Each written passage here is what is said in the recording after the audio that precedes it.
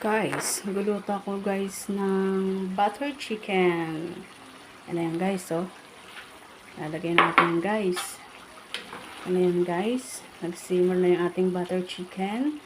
And then guys, optional lang to guys. Lalagay ko yung aking naka-fry na potato guys. And then, ang aking carrot. Guys, sarap yan guys.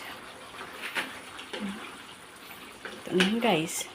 Tapos guys, lalagyan ko yan guys ng fresh coriander. At saka para yung aking, lalagyan ko siya guys ng yogurt. Bago ko siya guys iserve. Oh, yan guys, sarap guys. Let's eat guys. Yan ang aking butter chicken guys.